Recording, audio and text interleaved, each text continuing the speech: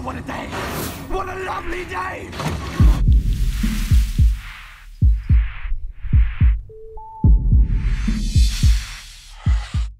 Welcome to Flat Earth Debate.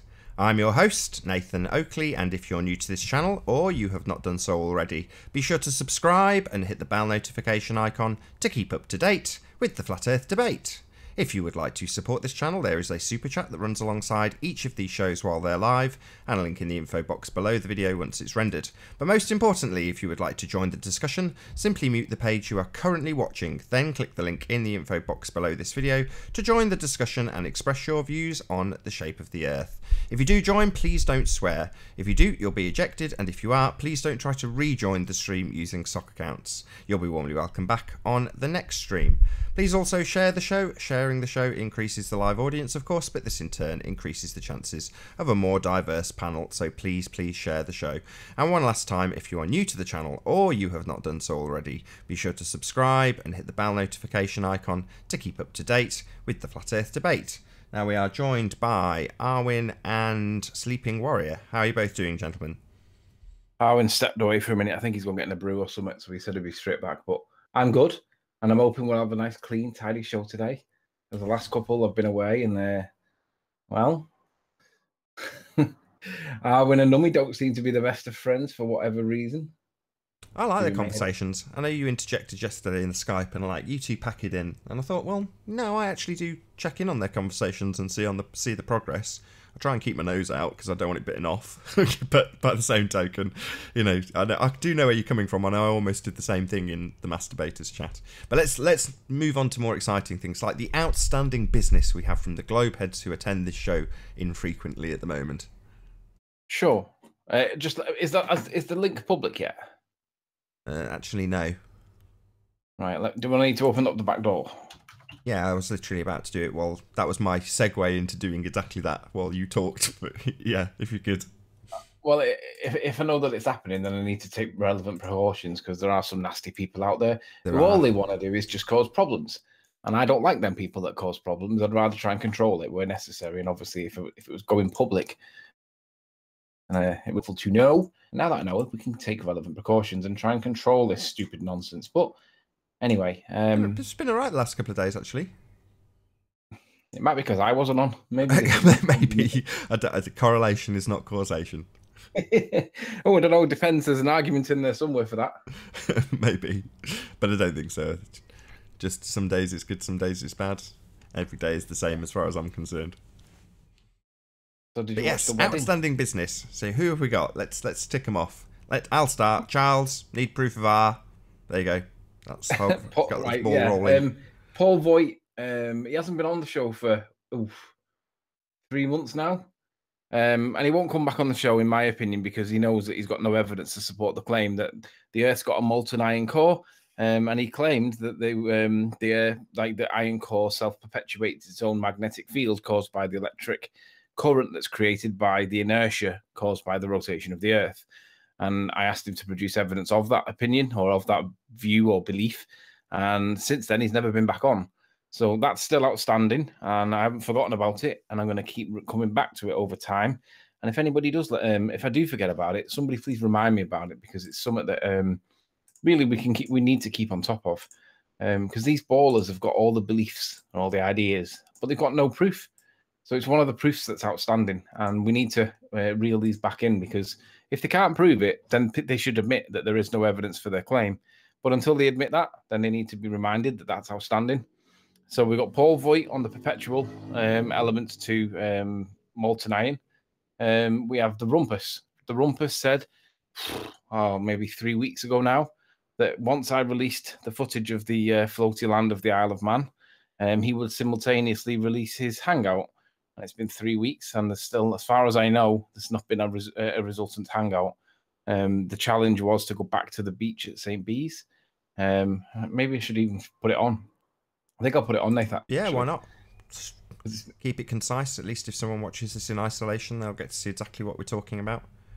Don't need to explain what I was requesting from Charles. Just proof of R, the R value used in the mathematical equations for Earth radius. That is all. Yeah. There's the presupposition that light travels over 7/6 of the radius of the Earth as well. That's another presupposition. As far as I can see, light travels in straight lines. It deviates from straight minusculely. It's practically a vacuum. And I say that with emphasis. It's practically a vacuum, our environment. We don't have this density with the scale effect that you guys portray. It's nowhere near what you guys portray. It's essentially a vacuum. But we're waiting for the response from the Rumpus with regards to this particular video, which I'm now getting up. Bear with me. I need mute. It's too loud. Now I need to share screens. That one. And then, you ready, Nath? Yeah, I'm ready when you are. So basically, this was a challenge that was made by people like, but not limited to, Mark Taylor, not the Rumpus, Sly Sparkane, and the challenge was to go back to the beach at St. Bees and get Isle of Man, particularly the floaty land part of it, the hills at Bride, if you will. The Rumpus made two predictions that we didn't ask him to make. One was that there would be no inferior mirage, and there is clear evidence of an inferior mirage. And the second one was that it would be compressed. Now, the only explanation for it to be compressed would be we live on a flat plane, because it's the effect of convergence with the horizon. As you get further away, things get smaller because they get squashed, and that land has got to squash down because of the effects of convergence. So the challenge was to go back to St. Bees, capture the land at the land that we called, or that I called the floaty land, which turned out to be the hills at Bride. I went back, I did it, and I was laying on my belly on the beach. I wasn't prepared to get too much closer because ultimately the beach was wet, and I was getting wet as it was, lay on my belly. I've got a better way of doing it now, but nonetheless, I was laying on my belly on the beach, and I caught the land in question. Now, since then, the Rumpus has made a claim that he'll get back to me with the reasons for why we can see this. There should be a wall of 150 feet or something, about 6 miles away from us, of water that would obscure this because of the rules of perspective. Hey, and there's no bulge. Hello, What? gentlemen. Hello. Okay. And there should be a 700 feet drop, because drop's the value from the beach.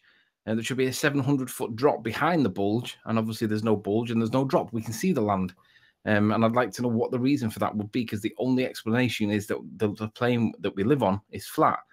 Now, there was lots of arguments over whether I was at 6 feet, 3 feet, 9 feet. Who cares? It's still 700 feet behind the curvature of the Earth.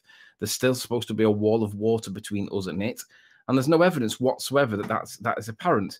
So the question then becomes, where's the answer? Where's Rumpus? Where's the maths? Where's this nonsense to explain this? Because this should not be seen, and it's outstanding from Rumpus's point of view. We also have Philip, whatever his name is, the physicist guy. He is also wading in this because he's been doing something. And basically, I'd like to know from the two of them what's going on, because we should not see the land that's present in the picture almost now. It's kind of... come on. There is one other thing to add to that with Philip, because he originally modelled the Isle of Man observation from whatever it turned out to be, 110 feet at the absolute maximum. And when he modelled it, the thing he said he could not achieve was the actual inverted mirage, the lighthouse and Bride and much of everything on the left-hand side. In fact, the entire image having a fold line with the same exact stuff below as above. So in essence, an inferior mirage. But that was the only thing he was incapable of modelling. So we want to see exactly that.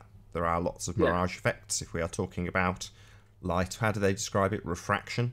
Well, if there's refraction effects, you should be able to model them, including the actual demonstratable mirage.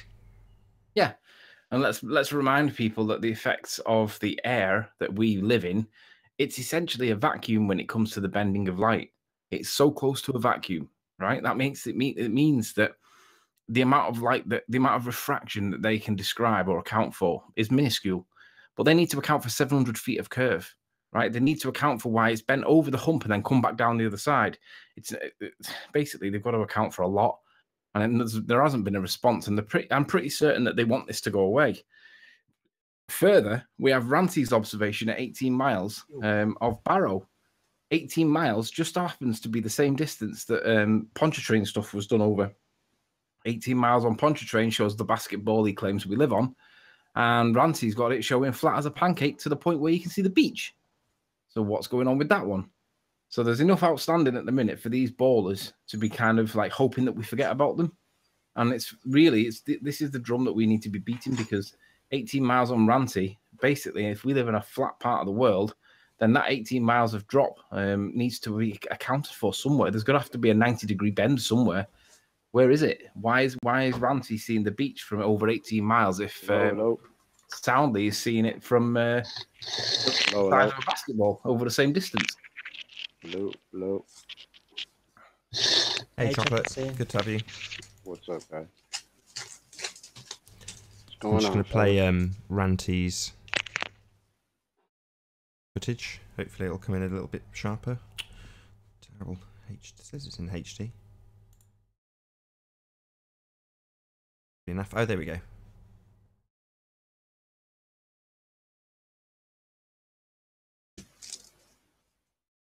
Here we go.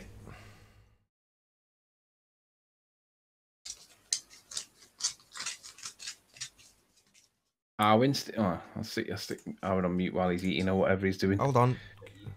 I'm back.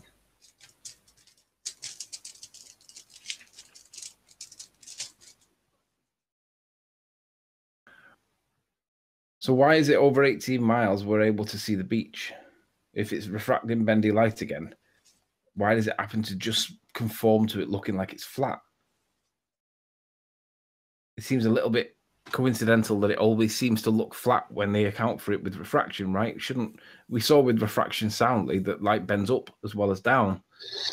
Why does it always go into this equilibrium that seems to be in the middle? What's the default position? Is the default position that we're on a ball, or is the default position that it's flat? Now, there is the odd occasion where, I mean, I've got it myself. It did appear to be curved. And I've spoke to Nathan both times, and he was like, so what? It looks like it might be curved on this one occasion. How many times have you been in it's not looked curved? And I agree. Put it into perspective, we're seeing that it's not curved. The default position appears to be flat. Yeah, there are times when light does appear to bend up a little bit, and the bottom of a boat might disappear periodically, but it's rare. It doesn't happen all the time. But the perception is, because it happens once, the ballers claim that it happens all the time. It's not true. You guys think that the boats are dropping behind the curve, yet at 120,000 feet at high altitude balloon footage, we see no evidence of curvature. So you can't have it both ways. What's the default position? Is it flat or is it curved? Why is it that we're not getting this consistent result all the time? So on screen now we've got Ranty's capture of Barrow Inverness, and it's about, as Anthony says, 18 miles to this clock tower, and he's essentially dipped underneath the refraction band. So instead of getting inferior mirages that are mirroring things like this clock down upon themselves with a fold line below whatever you see miraging, you have the complete opposite. So you have this clock miraging upwards because he's gone underneath the refraction band. So from about a foot or a foot and a half off the waterline, he's seeing 18 miles away. Perfectly flat. So why don't we nickname this Ranty's failure in line with Aries' failure? In that Ranty failed to observe the curvature of the Earth that Soundly told us was the same distance. We got the opposite result. Ranty is my hero.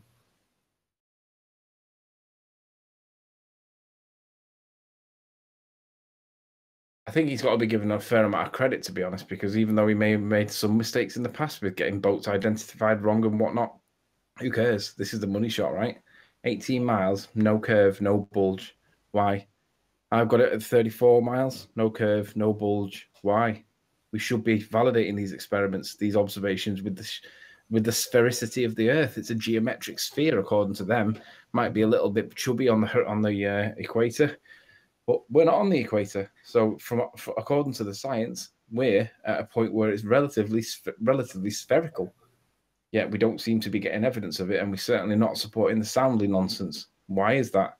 Is it that we've got special cameras, or is it that he's got special cameras? Well, Sandra's in the same area that Ranty's in, and I'm sure she'd be able to replicate it. We're not getting the evidence, guys. Things don't seem to be supporting that it's a sphere. Why is that?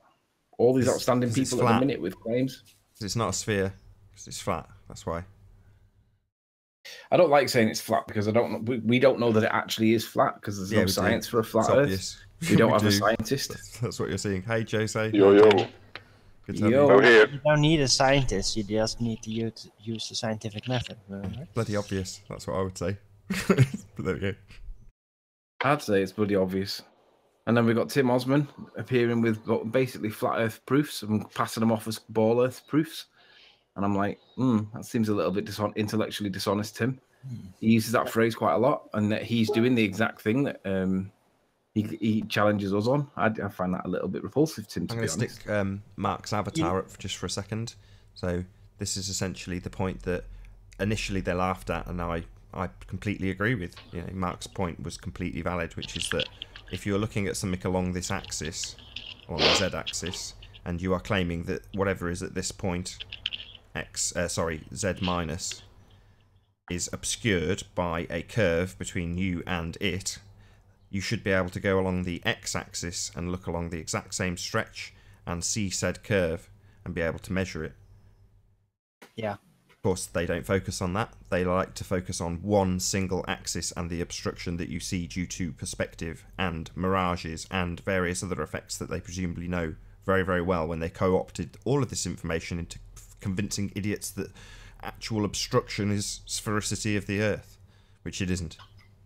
If you were to draw a straight line across a basketball and put it close to your eye so it becomes a z-axis, and then all you have to do is to spin the ball to that z-axis becoming an x-axis, and you see a curve.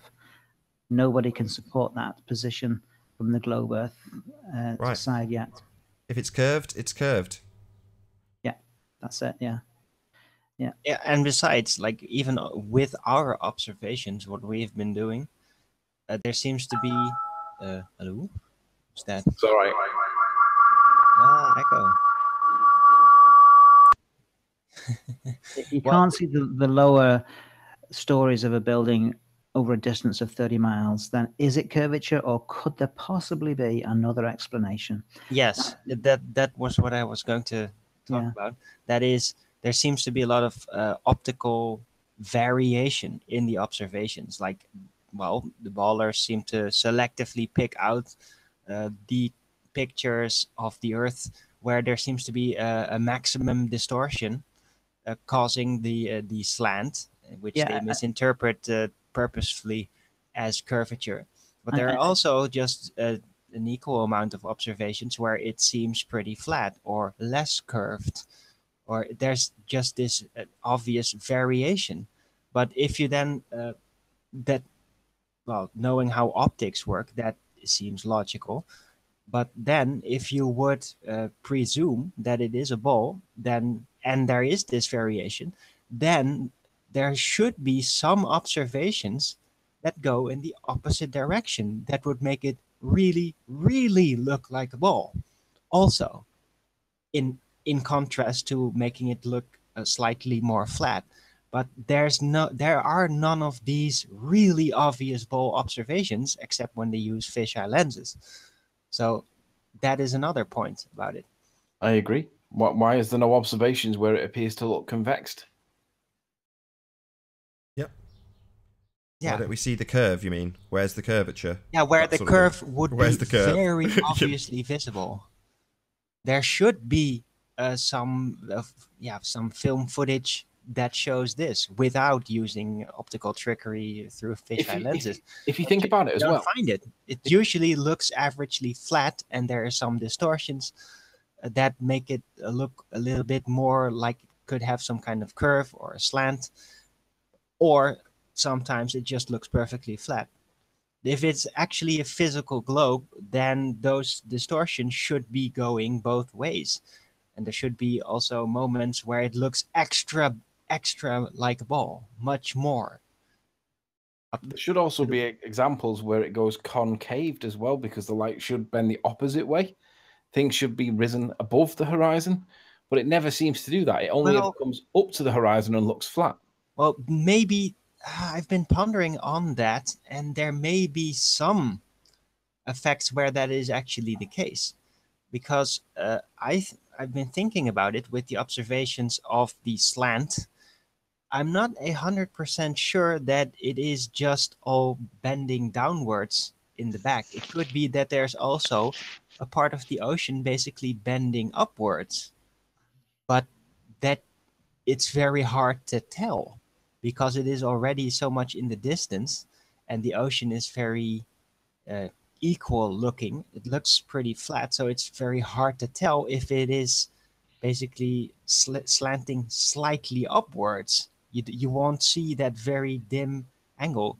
While in contrast, when it's slanting away from you, then you get to see the cut off line, and that is much more obvious. So there may be optical effects in both directions that basically make it look slanted downwards, but there may also be a less apparent optical effect slanting it slightly upwards up until that point. That is what I've been thinking about. Yeah, but what I was saying is there doesn't appear to be any evidence where it appears to be concaved, so that we're arguing about whether or not we're concaved. If it really were light bending the way they say, there would be occasions where the light seems to bend up, right? Well, if Yeah.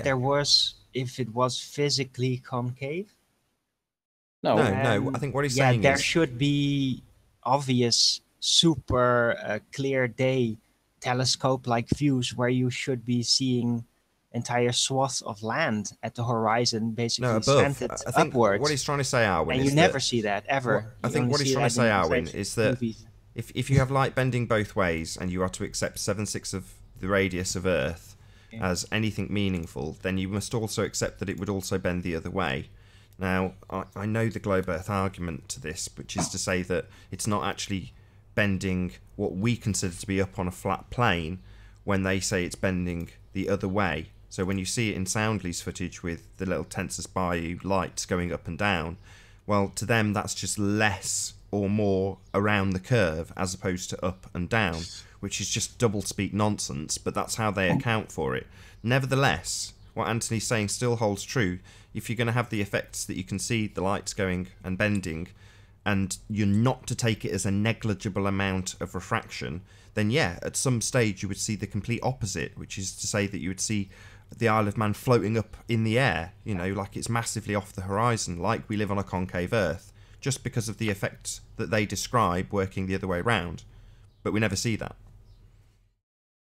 Yeah. Oh, have I lost I half think my if panel? we really were on a globe, I don't even think we'd really be having this discussion because I think it would just be too obvious. Yeah, no, that's what I said. There should be, if it It would was a just globe, then there should be moments where it would be very, very obviously, even to the naked yeah eye, a globe. Yeah. yeah ridiculously obvious. Like Yeah, come on, exactly. from 120,000 feet. Like come on, it's just ridiculous. It does from sound ridiculous when you 30,000. put it like that, but that's if they're going to explain all these things with refraction bending light like 700 feet behind the curve, then you would expect it to go the other way as well, because where you're looking out one way, and then you got to be looking back. They've got to see it bend back, haven't they? So ultimately, it's like how far? What's the limits of refraction, right? How far can it go before it becomes ridiculous? And let's start with the starting position. Our air is almost a vacuum. It's very, very close to a vacuum from the point of the bending of light. Got a comment. So I know a globe believer is going to be afraid to present some possible evidence for the globe. Why? Because the evidence is a video or picture evidence, and they're going to be ripped a new a-hole. But I got a piece of evidence to show in behalf of the globe believers. I posted a link in the Hangouts chat. It's from a series of 4 rocket launches. It's pre-2000 a NASA video, and the second, the third, and the fourth. The third is obviously a fisheye lens, big time. We go concave and convex, you know, the lens once the rocket go up. But these rockets, they got no cut, no cut, camera cut. It's straight up from takeoff until it go up, and it releases whatever part, and then it lands again. So the first one video, it still got me scratching my head. It looks legit, and once it go up, you can see the curvature of the Earth. So I'm just playing devil's advocate and saying this is the evidence of the curve on a video on a link that I posted in Hangout. I cannot share because I'm on my cell phone and I don't know how to do it. I would like to see that. Yeah, but, you know, we had this at the end of yesterday's show. If you want to claim that, I'll just bring up some Godzilla footage and claim Godzilla's real. Indeed, that's my point. I know that's why they're afraid to present this argument, and I don't buy it. That's why, you know, because a video can be manipulated easy. I can actually do it in manipulate a video on my phone with a simple app. So Yeah. I'm just presenting this in behalf of them. Don't be afraid if the guys want to make a claim, just present it. You know, now you got to take the consequences. Somebody sent me a video the other day to prove curvature with a camera on the side of a rocket. But you can always guarantee that somewhere in the video you're going to see a splice mark where it stops and restarts again. And that's the flaw in their argument. Oh yeah, by the way, talking about rocket launches, did you guys see this? It seems like the privatized space rocket thing is migrating around. It seems to be a new model to conduct space-related affairs. Because China is now also launching private space rockets, apparently. Right.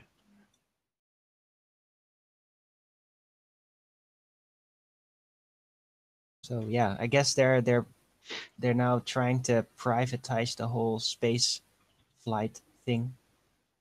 You guys remember Stiggy? Panel member from about 2 months ago? Yeah. Very funny guy. I subscribed to him and he started putting out videos saying, who did it better? And then he'll have like the Americans, the Chinese, the Russians, and I think the Europeans all side by side with their rocket launches, just to show how terrible they all look when you compare them, how different they all look, and I don't know, just a good little jape. But yeah, Stiggy. Don't see Did much you of notice? these people on the You know panel what? anymore. This is. I promise this is genuinely on topic. But did you notice it was the royal wedding today? Prince Harry got married to not Angela Merkel. Angela Merkel. Meghan Markle. Yeah, that one. Angela Merkel, the German lesbian woman from the PM. But anyway, did you notice how the skies didn't have any chemtrails in them whatsoever? Yeah, Really? Ranty So what's the correlation there, Albin? The same. Well, they do. Correlation is causation, right? Refraction can be calculated to mean, therefore, refraction is. I just find it odd that almost predictable that on the royal wedding there wouldn't be any on any like chemtrails and the weather's glorious. It It's does warm. not nice. surprise me the least. So I have been can't. suspicious that governments or whoever's in charge of the chemtrail program do actually manage the timing very carefully. The lizards go out They into can't fresh air. spray today. their precious prince and Yeah. No, but getting they married. choose their You can't do moments that. for clear days when they want people to go outside, when they don't want any discouragement for people to go So outside, basically. when the lizards go out into fresh air, we don't get any chemtrails. Yeah, it seems to be the case. I mean, I put on a post on one of the Facebook groups that I'm on, and people all up and down the country were all reporting that there was no chemtrail activity in the sky up and down the country. Now, there was one guy in Belfast, and obviously Belfast is in Northern Ireland, and he said, oh no, chemtrails are everywhere over here. And I'm like, yeah, but there's no royals getting married in Belfast, right? Yeah, exactly. The videos are going to have green grass and blue skies. I'm not far from Belfast, and I've not seen any chemtrails today. But it seems to be in the Netherlands, there's like King's Day, used to be Queen's Day, when everybody is going out on like a illegal black market thing and everybody sells their junk. And for years now, it's always been perfectly a perfect clear day on these days specifically. Yeah. Even if the surrounding days, there's been chemtrailing all over the place. Yeah, And I agree. this year, there was like a week of clear sky surrounding it. Well, let me add But it's to that. always been like that for a decade, as far as I can remember. Let me add to that. I've noticed that FA Cup final day in England is always a bright sunny day, always, never ever a rainy day. I've also noticed that the Grand National at Aintree, when they run the Grand National, the horse racing at Aintree, that's always a good day as well. Ladies' Day this year did rain, but Grand National Day was okay. And I'm like, why is it? It just seems to be that certain sporting events or certain public events tend to always have good weather. And it's like, is it too much of a coincidence to think that they might, all right, it is summer and we do get nice weather in summer, but we're still getting chemtrails to death and there was none today. Yeah. No, I am convinced that they pretty much are managing the weather and they're just not sharing that they do it like that. They still want to leave it to coincidence. They were managing the weather even before the actual chemtrails started. Well, they had knowledge of it, at least. That is admitted. Yeah, they knew how to steer Hold on a second, guys. And all Let's that. say hello to our new guest. Yeah. Hello, Belief is a Thief. Hello. How are you doing? Hello. Good to have you. Hi guys. I'm gonna mute myself. Listen. Yeah. No worries. Good to have you. Yeah. Whereabouts in the world are you from, dude? Oh, me? Yeah. Oh, hi. Yeah, I'm up your way actually. I'm outside. I'm near Jodrell Bank. Oh, really? Oxford way. So I've been looking at your stuff and Ranty's stuff. So you must be Northwich, Middlewich, Nantwich, somewhere around there. South of Northwich, just outside of Knutsford. I did my motorcycle test in Northwich. All right. Are you red or blue? Oh, I don't know. Don't follow football. Originally from Accrington, so I guess Accrington, Stanley, Blackburn. Oh no. Yeah, Accrington was right in the middle of Blackburn and Burnley, so we had the choice. But yeah, I've been looking at the stuff and that. I've been thinking of getting up to Hoylake myself with the camera at some point and be another person who's independently checking what you guys are doing. Are you independent, or do you have a idea as to what you're looking for? Just to make just enjoying the fun, you know. It is fun. It is definitely fun. Yeah. Yeah, I'm enjoying the investigation. Trying not to pick a side, you know. Just enjoying the investigation, the thought about it. You're still on the fence? I'm still on the fence, but I would definitely say you know, if there was an actual war, I'd go on the flat Earth side. Right. In that, you know, the investigation of it seems to be good. I don't quite get why these guys try and debunk. You know, are you familiar with the Stockholm syndrome? Yeah, I've seen that kind of thing. The Stockholm syndrome is where if the education system is considered by the person that's holding the Stockholm syndrome to be the hijacker, if education has hijacked their belief system to the point where they no longer can repel against it because they trust the education system that much, to find out that it's actually a terrorist against them, they end up falling in love with it anyway. And that's the reason why they're so vitriolic against it, because they're all suffering with Stockholm syndrome. And if you put it in that context, it makes it seem blatantly obvious that these people don't want to let go to the notion that we don't live on a system that's got a spinning ball. There is no gravity. There is no curvature. I mean, listen, we live in a geometric sphere, apparently, right? Yeah, and that geometric sphere has got dimensions that we should be able to observe. We should be able to record, demonstrate, verify independently and collectively that there is curve, and we can't. We're doing it and we're not finding it. So how is it the case that people still hold on to the vitriolic nonsense against all the odds? It's like how much. One guy, I'll not say who, but he said it would take extraordinary flat Earth evidence for me to accept that the Earth wasn't a ball. And I'm like, there's loads of it. Why would you still? I mean, basically, his position is he says one thing but does the other. Yeah, I mean, I don't quite get it. I mean, these guys spend a lot of time trying to debunk and stuff like that. And what they're going to do, you know, what they're going to say, go to work the next day and say, hey, guys, I've proved the Earth's a globe. I mean, so what? That's already known, isn't it? Mm-hmm. To me, it feels like there must be a little bit of doubt that they have, you know, and they're kind of like wanting to join in on the party, but the pride and that won't let them, you know, because it's much more fun to discover and question and ask, right?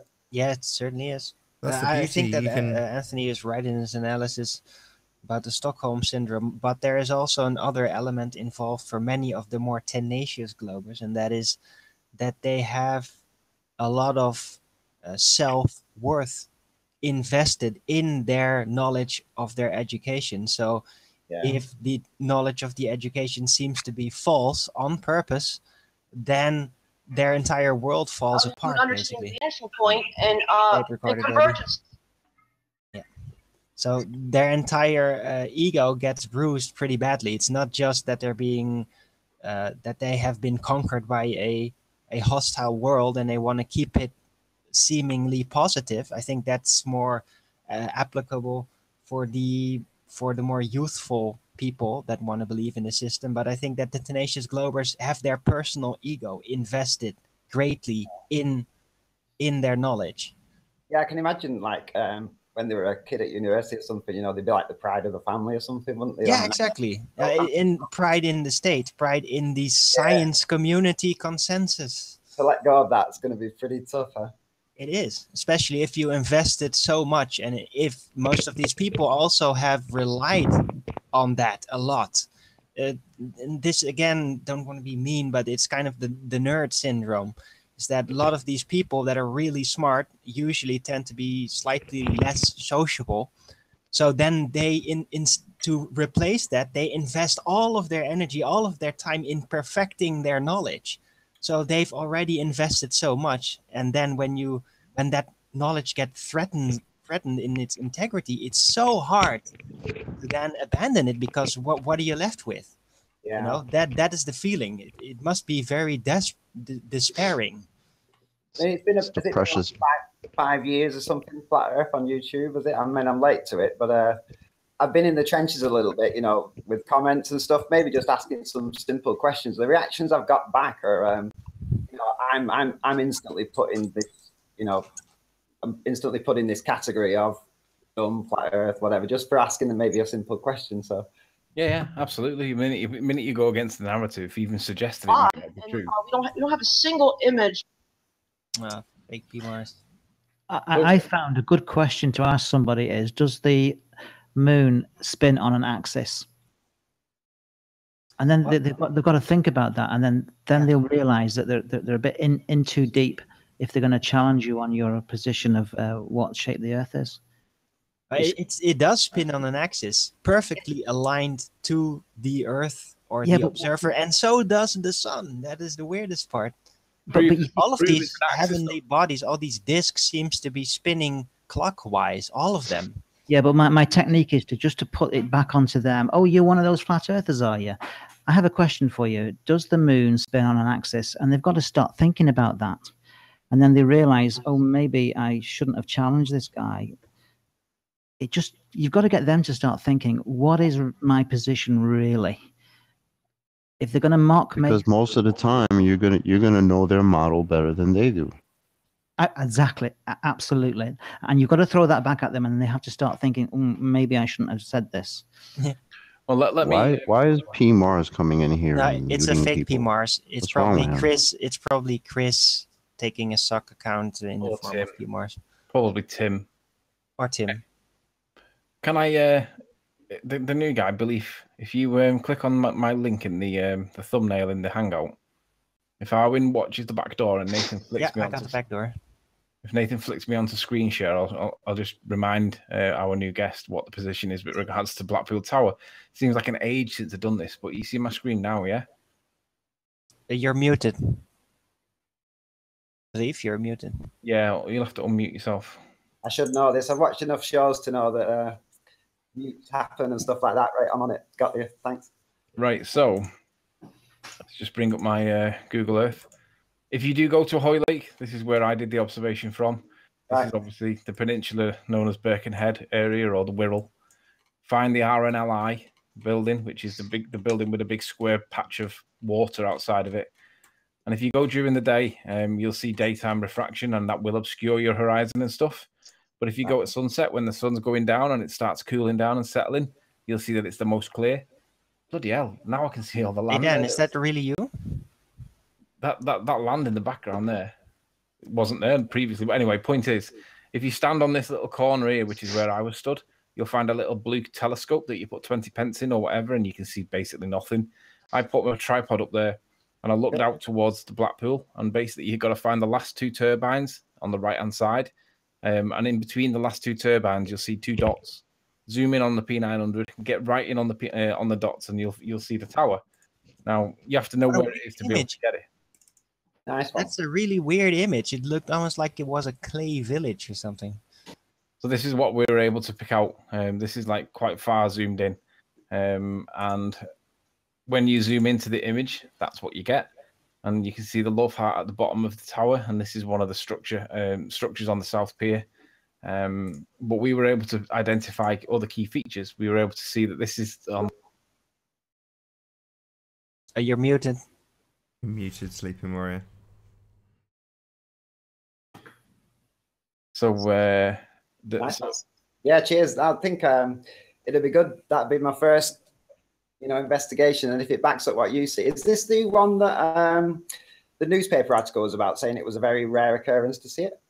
No, that was Stephen Cheatley's observation of Blackpool Tower from Winter Hill. Right. But this is similar distance and stuff, right?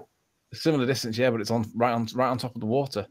But when I spoke to Mick West from the Metabunk website, that's what we're supposed to see from the distance. He was kind enough, thanks Mick, to give us what it should look like on a ball. And obviously that's the amount of curvature we're supposed to see. And obviously that's not what I got. And the question was, well, why? And his argument was refraction. And then from there, everybody argues refraction. But what I should have done at the time, and I didn't know, was that the effects of refraction are negligible. And I'm waiting for the maths to come back from the rumpus to explain this nonsense. And as it stands at the minute, there is no explanation. How many miles is that, Anthony? 30 to 29.6, I think it was. 30, basically. 30 miles. Basically on the beach. I wasn't laying my belly on the beach on that occasion, but who cares? Not basically that it's so far out that it's unreal. They would have treated you as a beached whale if you'd lay on your belly, yeah? Yeah, we're free willy. 30 miles is brilliant, though. How can they argue with that? 30 miles. And even Mick West put it in his thing and showed us what it's supposed to look like. And, well, failed to validate up. Yeah, choppy water too. Nothing good. But we got that to contend with. I'm still seeing it.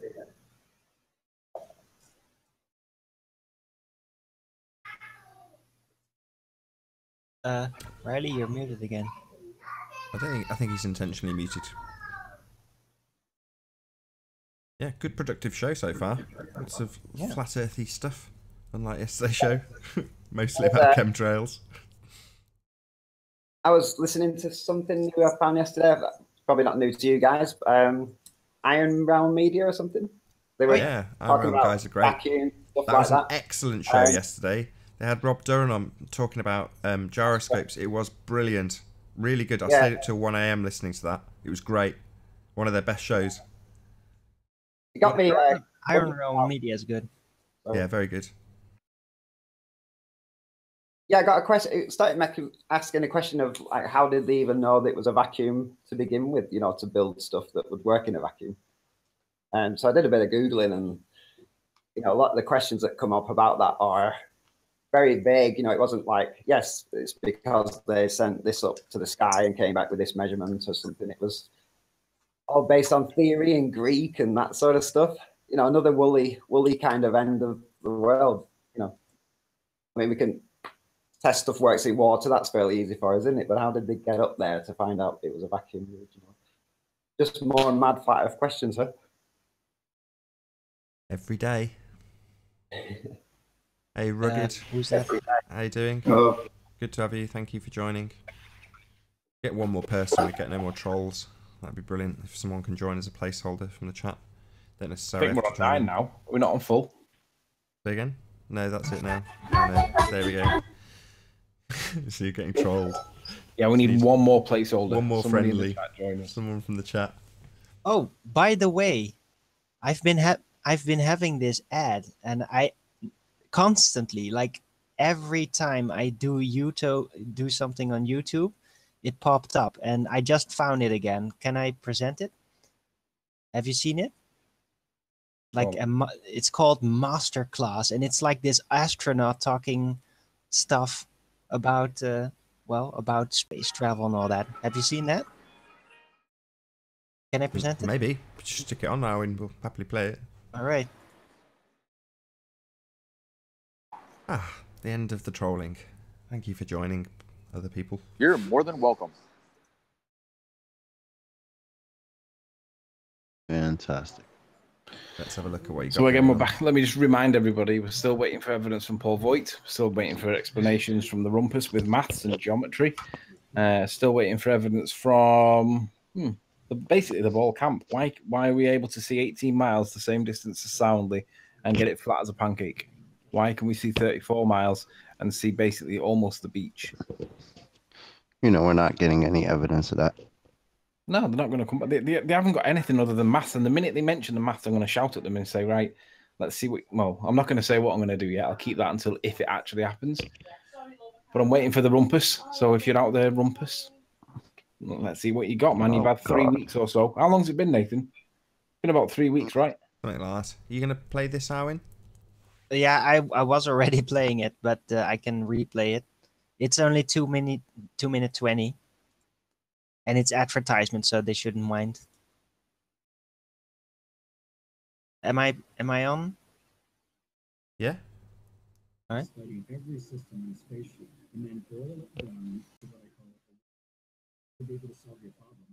But what is exactly this is showing us? Arwen.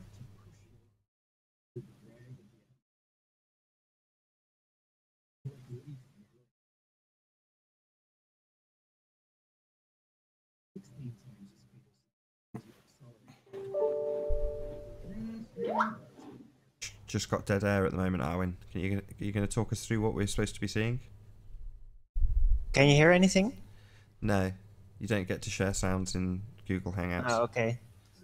That's what I'm saying. If you can tell us what's going on. It's just a lot of like, oh, it's so exciting to be an astronaut, and this is like, these are the systems that you need to use, and you need to be very quick at calculation and mastering trigonometry and all that stuff. It's everything the ballers love. Oh, is it a new ad on YouTube before the videos? I think this Sorry? is the ad he was talking about. Is that what it is? A new ad that popped before the video plays? Oh, yeah, every time, like the last 3 days, every day, every time I click on some flat Earth video, this is what it starts out playing. Thanks for watching the ad. Hopefully it was on one of my videos. Yes. So it's watch it all the way through. SpaceX plan to fly you across the globe in 30 minutes. By This stuff is popping up a lot, though. Gwyn Shotwell. So It's almost like they know there's a problem, so they need to hype it up a lot more. Yeah, absolutely. They need some enthusiasm back. They need some encouragement for the Globers that seem to be. They like need to distract with another dream, basically. Like give hope. That's basically it. Yeah, I think this the ridiculous spaceman car in space nonsense was like phase 1, and they're gonna try like phase 2, like almost like a new moon landing to get everybody hyped. Yeah, I want to see either Neil deGrasse Tyson or Brian Cox go in a vacuum chamber inside a spaceman suit, and let's see what happens. That's what we should rally for. Right. Stick him in one of those spacesuits and put him inside a vacuum chamber and let me turn the handle. Let's see what happens. In fact, is there any volunteers that adamantly believe in a vacuum in space or whatever you want to, a micro vacuum or whatever you want to call it? Is there anybody that really believes in that would want to volunteer for that? I don't think anybody would. You'd kill them, Anthony. Say again? This. I think you'd kill him. No, that's supposed to be space, man. Right. I think he'd die as well. I think he'd die pretty much immediately. He'd lose all his oxygen straight away. The pressure differential basically cause him to expand and all that nonsense because it won't seal his suit. His suit is a textile fabric. How's that going to protect him against the vacuum of space? Not. Mark. It's magic fabric. Whoa, Mark just turned on his cam and he actually is a 5-year-old girl. I was going to say, I'm not going to put his camera on, but I think his daughter's just come and started fiddling with his computer and put his camera on.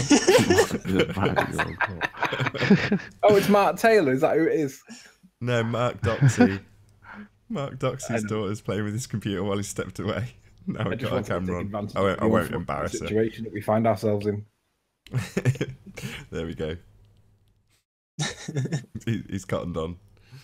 I was going to say, it's quite interesting that it's the antithesis of what we got in the 90s. So I distinctly remember a Simpsons episode back when I still watched TV, and it had Bart fighting with Homer to get the remote batteries back into the remote because there was a NASA launch on, and they're like, oh God, it's so boring, change the channel, change the channel. So they were trying to make it out to be tedious and monotonous and boring so that people kind of ignored it almost.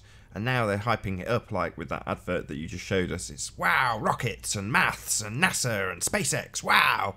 You know, like Anthony says about the millennials trying to capture their imagination. Yeah. I think that's. Did you guys ever see the commercial, the advertisement they had? I don't remember what it was for, but it was about, like, they kind of reenacted the what's the doctor's name that went into the stratosphere in the balloon, like the first guy to go up. Do you mean the guy in the like the I think it was the 50s where he lost his glove and he almost lost his hand in the process, or do you mean Felix Baumgartner? No, not Felix Baumgartner. I think it was Dr. Picard. Yes. With the huge head. Yeah. So he was like, I think the first guy to go into the stratosphere or something with like a balloon that he designed or something. And when he went up there, he described the Earth as he said it seemed a flat disc with an upturned edge. Right. So like just recently, I think a few months ago, they had a whole commercial based on that. Like the guy gets in the balloon, he goes up, and then it almost looks like he goes through, like, I guess the firmament, if you want to call it. Like it seems like he goes through water in space. Like they showed all of that in some commercial, and I can't remember what the hell the commercial was for. Wasn't it a whiskey? I'm sure it was a whiskey ad. It's about a year ago, right?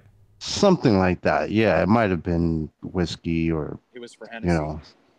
Hennessy. There you go. There you go, Hennessy whiskey. Which I don't know how the hell that relates, but I thought that was what getting drunk's all about, isn't it? Yeah. It's all misdirection. But it was funny how they like threw that story in there. Like, why would you make a commercial like that? And then you see the guy go through water, and it's like another world or something. Like, I don't know. I'm on my phone. I can't bring up the commercial, but there's been a few. There's been a Pizza Hut, or I'm sure there's been a couple of Pizza Hut adverts in the States that have been promoting flat Earth with pizza. With pizza. Yeah, seriously. There's been a few. I can't think of any others off the top of my head, but I know there's more than just the Pizza Hut advert and the Hennessy advert. There's been several.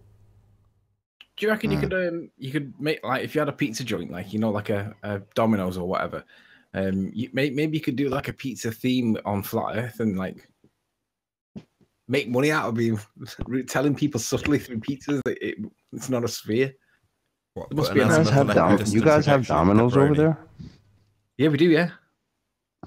And Pizza Hut. Yeah. Oh, okay, cool. They're double the price of all the independents, though. All that TV advertising's got to be paid for, isn't it? Yeah. Well, you could try to basically get a fabrication process going, in which you would make pizzas with toppings that are perfectly shaped, like the circles, the disc Earth model, basically. Yeah, you could make meatballs that were like round, like spheres, instead of just chunks.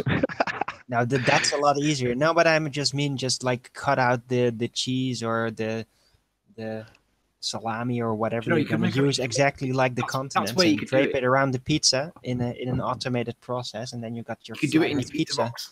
You could get all your advertising on your pizza boxes, and instead of putting like "enjoy your pizza" or stuff like that, you should put like a flat Earth, some flat Earth pizza reference on it in some way, and then that would be really cool.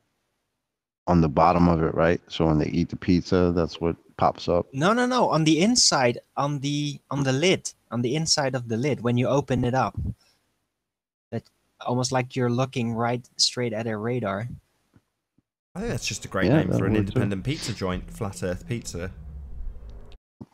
Say again. Want to make a good amount of money? Make some Halloween masks of like Bill Nye and Neil deGrasse and Brian Cox, etc. I think they already have their own Halloween masks by now. Yeah, but in like a flattered, little little shop. Well, I would like to have like a how do you say? You had these puppets, that have a weight in it, so they whatever you do with them, they always stand up. I'd like a pear-shaped puppet with a print of Neil deGrasse Tyson like that. Here's a question for you, right? That you Your push average- him over and he always goes straight up. I'm not trying to offend pear-shaped Christians Neil with deGrasse this. Tyson. Hold on, Owen. I'm not trying to offend Christians by saying this, but I would say that the vast majority of people in this country that I live currently accept that Christianity is a religious belief and therefore, not scientifically proven or anything like that. It's about faith, and that's it. And given that most people would accept that, and we still have these relics, the churches, in existence and attended, do you foresee that perhaps in 100, 200, whatever years' time, we will also have a church of heliocentricity? A throwback to this time when people The used Church to think... of Science. Maybe. Scientism, the Church of Science. Do you think, what I'm saying is, do you think that we will have this, in the same way as we have the church structure as a fallback for the current religious belief, which is heliocentricity, will we in 100 years have a throwback church to heliocentricity when everyone realizes? I definitely think so, and I think that it will be basically like a storytelling. It won't really be a religion, much more like a storytelling guild. These science fiction people that make amazing make-believe movies, because that is really something that is worthwhile. I know Flat Earth. I still love the science fiction movies with outer space and the globes, and I love the CGI, and that's still worth being out there. And Will it's they- only will going to it be get more better. overt, The though? Will CGI they is only say- going to get better. So Come Yeah, worship with the Big sun, Bang. and will it be more overt? Come and appreciate the wonders of nihilism at the heliocentric church. no, it's not going to be like a religion. It's just going to be a guild that can produce science fiction, that can produce great storytelling with visuals and everything, with a very old lore. And then look, you want to hear the history? Yeah, 100 years ago, we were so convincing, and we just got into CGI, and people actually believed that this was real. I can definitely picture what Nathan is talking about. And then you see the intelligent man with the suits in the front, next to the big scientist, aka preacher, and then they got these science books. While all the real people are living their life on flat Earth outside, and these guys are still worshiping their ball. And the Big Bang God. Oh my god.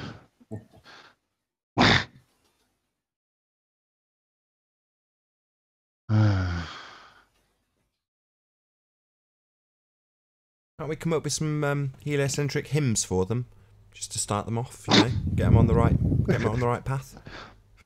Gotta have one called The Body of Science. Oh yeah. Definitely. It Nathan, does are we seem- doing Science. are we doing a 10-minute break The today, or are we body going of straight through? science. Yeah, we're gonna have a break in a couple of minutes. It does seem like a lot of this globe came about to destroy, Christ and stuff like that, right? Yeah. Of course. It Religion's came the to antichrist replace- for them. It was a replacement for the old religion. And they Exactly. keep going back and back and back, and we're asking, or people are asking, well, what made that? And then they keep going back and back, and it's like still going to end up with that question of what started that. It's fascinating. You know what I find crazy is that, some people are so vehement about how Jesus is our savior and all that. And I understand that, and I don't knock anybody's faith about whatever they want to believe in. But it's like when I would ask them about what about all the stories that came before the Jesus story that have so many similarities to it, that I mean it's beyond ridiculous how connected all those stories are, and they're all the same thing. They all revolve around the sun, the same time of the year. No. That is just the Gnostic interpretation that comes with it. It's various stories all grafted into one. And the archetype of Christ, it did indeed in other religions also arise. And it is all pretty much the same thing. Yeah, it's all a parody of the. No, but that's what I'm. And with that, I'm going to say first and foremost a huge, massive, enormous thank you to all of the live audience for tuning in and hopefully for sharing this debate. If you dislike this video, you know what to do, but if you like the video, be sure to stick a like on it, share it, and subscribe if you've not done so already. Also, a massive thank you to all of the debating panel for making this debate possible. I've been Nathan Oakley, and I will see you all in the next video. Oh, what a day! What a lovely day!